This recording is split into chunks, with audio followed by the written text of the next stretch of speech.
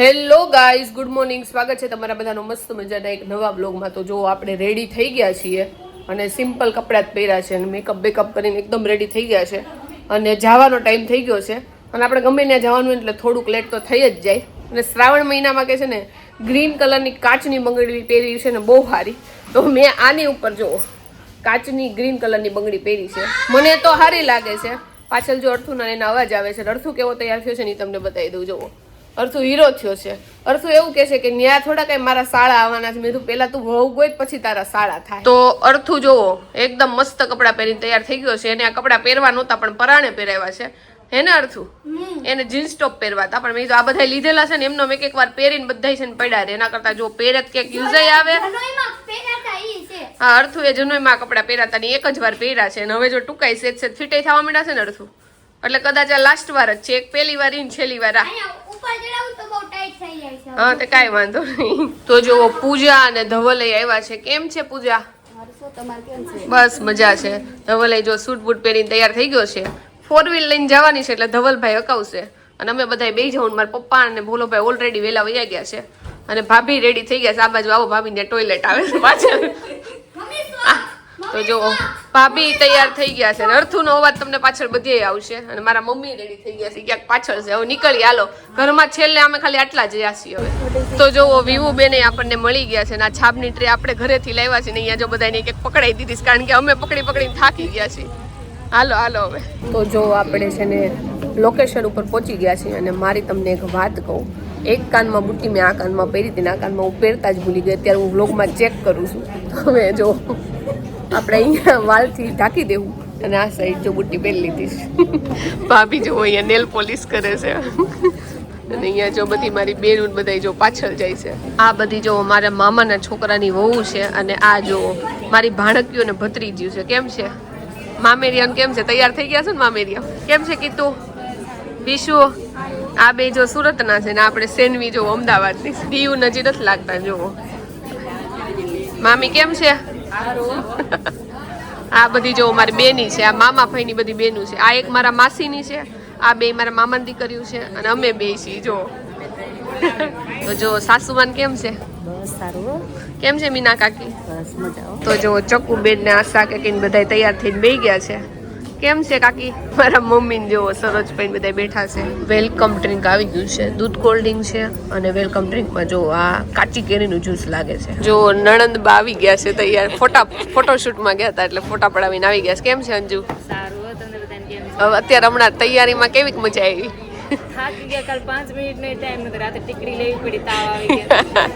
હજી જલમાં તમે આવું કરો છો, લગ્નમાં શું કરશો?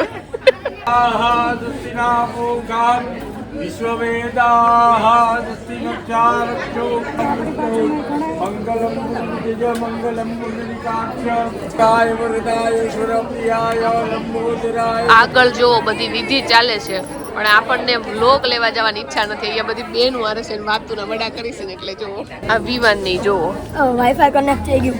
કોનું કર્યું? હોટલનું. આમ જો આ લોકોને કાંઈ લેવા દેવા નથી. આમ જો વ્યૂ ને ફોટો ક્લિક કરાવવા છે પણ એના ભાઈ જો આવતા નથી. હે ને વ્યૂ? તો જો પીયુ અને અંજુ બંને છે ને છડા પહેરાવે છે અત્યારે અને અહીંયા જો આપણે બધે ઊભા છે.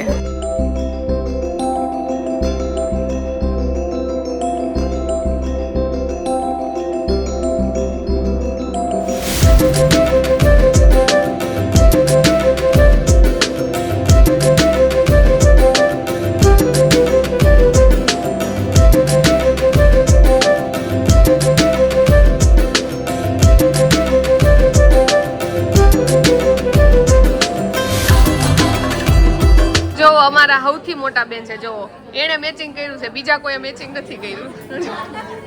એ સૌથી મોટા છે જો તોય હજી આટલો પ્રેમ છે. અને જો છોકરી વાળા હોય ને જો રિંકુબેન ને ઈ મેચિંગ કરવાના હતા પણ વિવુ એ ડ્રેસ પહેરી લીધો છે એટલે રિંકુબેન બીજું મેચિંગ કરી નાખ્યું કા.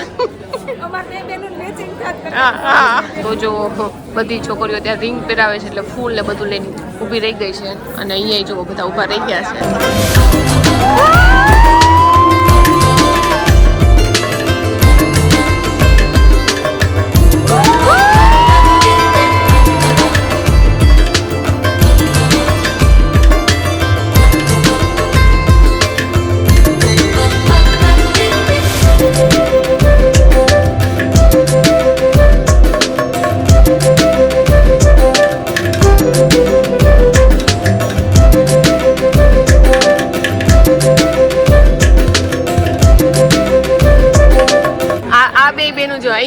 વાતો નથી મૂકતી.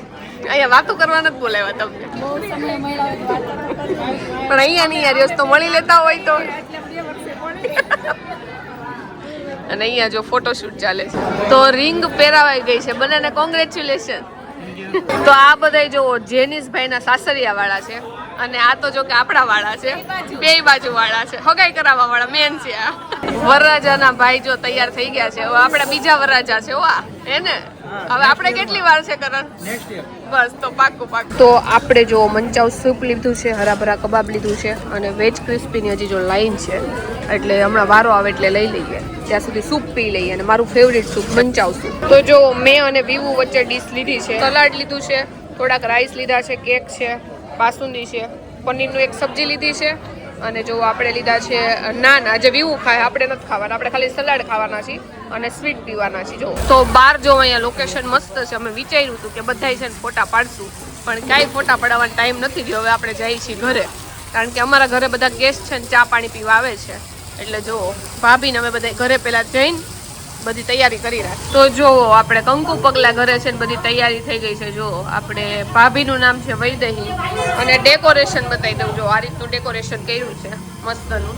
હજી આવ્યા નથી કંકુ પગલા માટે, એ લોકો રેડી થવા ગયા છે. અને ચક્કુબેન જો અહીંયા હજી તૈયાર થવાનું બાકી છે. અને અંજુ બહુ મસ્ત ડ્રેસ લાગે છે. નવો લીધો? બહુ જ મસ્ત લાગે છે, પિંક કલરનો. અને જો ડેકોરેશન આપણે આવું છે. અને ચક્કુબેન એને છે ને આ ઘરમાં રિનોવેશન કરાવ્યું છે એટલે એના પછી હું પહેલી વાર આવું છું.